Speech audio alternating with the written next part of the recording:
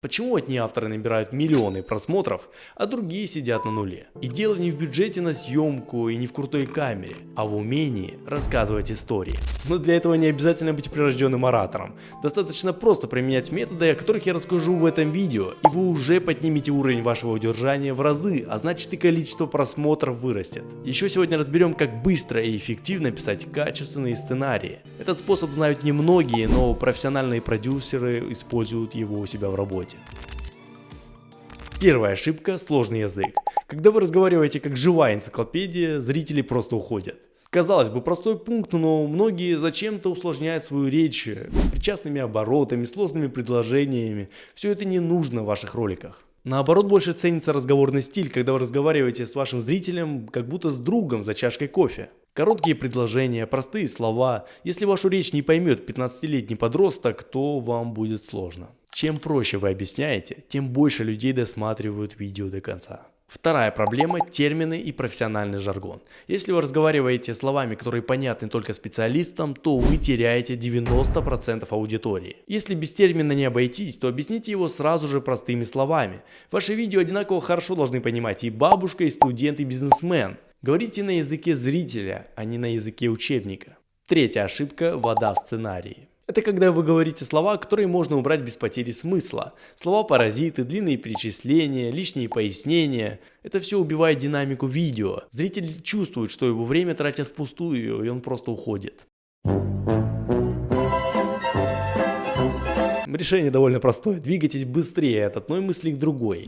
И ваше каждое предложение должно нести ценность. Если можно сказать короче, то говорите короче. Не думайте, что вот эти все лишние слова добавят вам какой-то экспертности. Наоборот, вы испортите впечатление. Четвертая проблема – обобщение.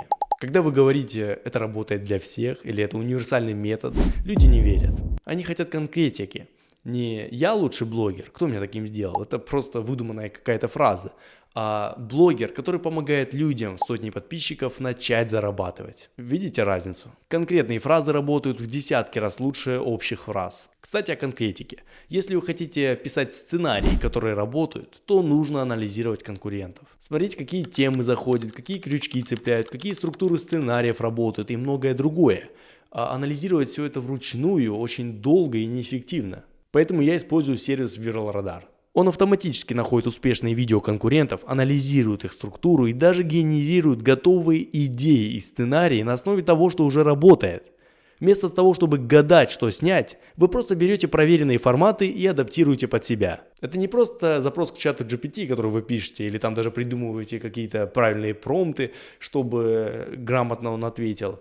Все равно искусственный интеллект будет придумывать какой-то процент от себя и делать это некачественно. А вот этот сервис анализирует уже проверенный формат ваших конкурентов, а значит, он ничего не придумает. Он просто переделает то, что уже работает. Это экономит недели и сразу же дает результат. Этот уникальный сервис вы можете попробовать бесплатно, а если он вам понравится и вы захотите его внедрить в свою работу и сократить себе десятки часов на создание контента, то в телеграм-канале у меня будет промокод со скидкой 50%. Ну а телеграм-канал и название сервиса вы можете найти в комментариях, в описании или в шапке канала. Теперь о самом важном. Крючок. Это первые 10-30 секунд видео, которые решают, будут ли его смотреть дальше. Посмотрите любой успешный фильм или сериал. Первые секунды всегда начинаются с какой-то интриги, шокирующего факта или необычных событий. В голове у зрителя появляется вопрос, а что будет дальше? И по такому же принципу работает YouTube. Кстати говоря, вы можете научиться видеть эти крючки. В первые минуты просмотра фильма спрашивайте себя, о чем я думаю сейчас, о ком я переживаю. И вы легко научитесь распознавать крючки и применять в своих роликах. Почему мы так боремся за удержание зрителей? Почему это так важно? Все просто. YouTube это же коммерческая платформа, которая зарабатывает на показе рекламы. А значит, чем больше зрителей находится на YouTube, тем больше они увидят рекламы, и YouTube больше заработает. Поэтому алгоритм продвигает тех, кого дольше смотрят. Если у вашего видео удержание 40%, а у вашего конкурента 30%, то вы получите больше охватов. Все просто. Смотрите в творческой студии свое удержание, наблюдайте, где происходят спады, и исправляйте это в следующих роликах. Хорошая новость. На старте не нужно изобретать велосипед. Возьмите 10-15 ваших конкурентов. Кстати говоря, найти их можно за несколько минут в сервисе Viral Radar. И вот этих конкурентов проанализируйте, какие у них цепляющие фразы, какие крючки они используют и какая структура сценария. У крупных блогеров берите подачу, а у узких экспертов глубину информации. Комбинируйте и создавайте свои сценарии. Это не копирование или воровство, это обучение на чужом опыте. Так вы быстрее получите результат и поймете, что работает. Еще один прием для удержания зрителей – разрыв шаблонов. Делайте то, что не ожидает зритель. Нестандартный ракурс, необычный реквизит, неожиданная фраза, смена локации. Все, что выбивается из привычного, привлекает внимание. Можно тренировать нешаблонное мышление, просто наблюдайте за собой, что вы делаете на автопилоте каждый день и меняйте это. Потом используйте в своих видео. Самый мощный инструмент удержания – эмоциональные качели.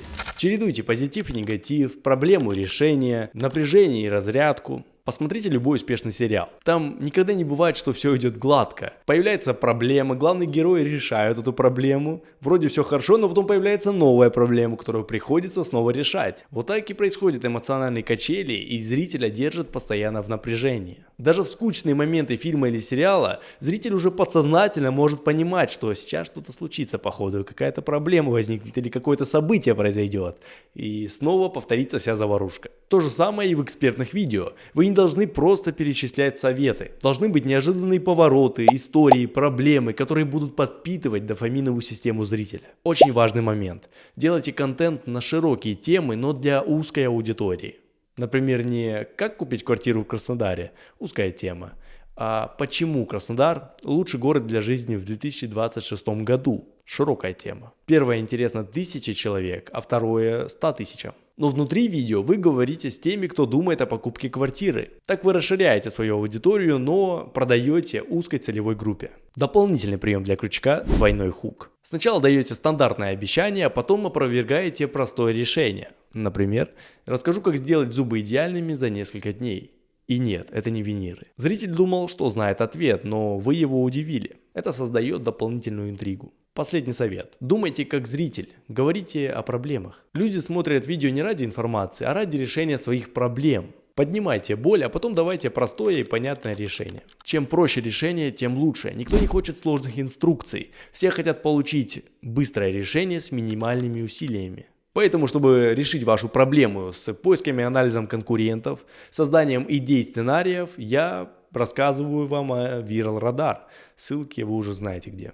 Не забудьте о промокоде, который прикреплен в телеграм-канале. Кстати говоря, вы досмотрели это видео до конца, а значит сценарий, написанный с помощью Viral Radar, за пару минут работает.